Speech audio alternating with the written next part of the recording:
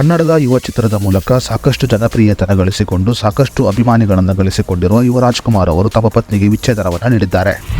Doctor Rajkumar ಕುಟುಂಬದ ಕುಡಿಯಾಗಿರುವ ಯುವರಾಜ್ ಕುಮಾರ್ ಅವರು ತಮ್ಮ ಪತ್ನಿ ಶ್ರೀದೇವಿ ಅವರಿಗೆ ವಿಚ್ಛೇದನವನ್ನು ನೀಡಿರುವುದು ಸಾಕಷ್ಟು ಜನರ ಬೇಸರಕ್ಕೆ ಕಾರಣವಾಗಿದೆ. ಯುವ ಚಿತ್ರದ ಮೂಲಕ ಚಿತ್ರರಂಗಕ್ಕೆ ಎಂಟ್ರಿ ಕೊಟ್ಟು ಮೊದಲ ಚಿತ್ರದಲ್ಲಿ ಸಕ್ಸಸ್ ಕಂಡಿರುವ ಯುವರಾಜ್ ಕುಮಾರ್ ಅವರು ತಮ್ಮ ಪತ್ನಿಗೆ ವಿಚ್ಛೇದನವನ್ನು ನೀಡಿದ್ದು ಇದು ಸಾಕಷ್ಟು ಜನರ ಆಘಾತಕ್ಕೆ ಕೂಡ ಕಾರಣವಾಗಿದೆ. ನಟ ಯುವರಾಜ್ ಕುಮಾರ್ ಅವರು ಶ್ರೀದೇವಿ ಅವರನ್ನು 4 ವರ್ಷಗಳ ಹಿಂದೆ ಪ್ರೀತಿ ಮಾಡಿ ಗುರು ಹಿರಿಯರ ಸಮ್ಮುಖದಲ್ಲಿ ಮದುವೆಯನ್ನು ಮಾಡಿಕೊಂಡಿದ್ದರು.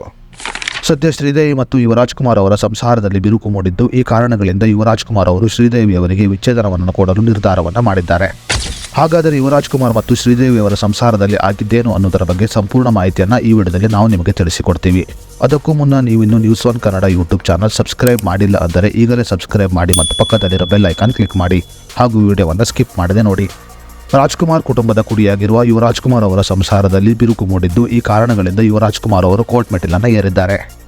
ಪತ್ನಿ ಶ್ರೀದೇವಿ ಅವರಿಂದ ವಿಚ್ಛೇದನವನ್ನು ಪಡೆದುಕೊಳ್ಳಲು ಮುಂದಾಗಿರುವ ಯುವರಾಜ್ ಕುಮಾರ್ ಅವರು ಪತ್ನಿ ಶ್ರೀದೇವಿ ಅವರ ಮೇಲೆ ಗಂಭೀರ ಆರೋಪಗಳನ್ನು ಕೂಡ ಮಾಡಿದ್ದಾರೆ.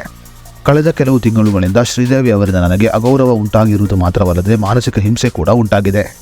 ಆಕೆಯಿಂದ ನನಗೆ ಮಾನಸಿಕ ಹಿಂಸೆ ಉಂಟಾಗುತ್ತಿರುವ ಕಾರಣ ಆಕೆಯಿಂದ ನನಗೆ ವಿಚ್ಛೇದನ ಬೇಕು ಎಂದು ಯುವರಾಜ್ ಕುಮಾರ್ ಅವರು ಕೋರ್ಟ್ ಮೆಟ್ಟಿಲನ್ನು ಏರಿದ್ದಾರೆ. ಇನ್ನು ಯುವರಾಜ್ ಕುಮಾರ್ ಅವರು ವಿಚ್ಛೇದನದ ಅರ್ಜಿಯಲ್ಲಿ ಶ್ರೀದೇವಿ ಅವರಿಂದ ನನಗೆ ಅಗೌರವ ಉಂಟಾಗಿರುವುದು ಮಾತ್ರವಲ್ಲದೆ ಮಾನಸಿಕ ಹಿಂಸೆ ಉಂಟಾಗಿದೆ ಎಂದು ಉಲ್ಲೇಖವನ್ನು ಮಾಡಿದ್ದಾರೆ. ಡಾಕ್ಟರ್ ರಾಜ್ಕುಮಾರ್ ಕುಟುಂಬದಲ್ಲಿ ಆಗುತ್ತಿರುವ ಮೊದಲ ವಿಚ್ಛೇದನ ಇದಾಗಿದ್ದು ಇದು ಡಾಕ್ಟರ್ ರಾಜ್ಕುಮಾರ್ ಅವರ ಅಭಿಮಾನಿಗಳ ಬೇಸರಕ್ಕೆ ಕಾರಣವಾಗಿದೆ. ಕೆಲವು ವರ್ಷಗಳ ಕಾಲ ಪ್ರೀತಿ ಮಾಡಿ ಮದುವೆಯಾಗಿದ್ದ ಯುವರಾಜ್ ಕುಮಾರ್ ಅವರು ತಮ್ಮ ಪತ್ನಿ ಶ್ರೀದೇವಿ ಅವರಿಗೆ ವಿಚ್ಛೇದನವನ್ನು ಕೊಡುತ್ತಿರುವುದು ಸಾಕಷ್ಟು ಜನರ ಬೇಸರಕ್ಕೆ ಕಾರಣವಾಗಿದೆ. ಸದ್ಯ ಇವರಿಬ್ಬರ ಅರ್ಜಿಯನ್ನು ವಿಚಾರಣೆ ಮಾಡಿರುವ ಕೋರ್ಟ್ ಇವರಿಬ್ಬರ ಅರ್ಜಿಯನ್ನು ಜುಲೈ 4ಕ್ಕೆ ಮುಂದೂಡಿದೆ.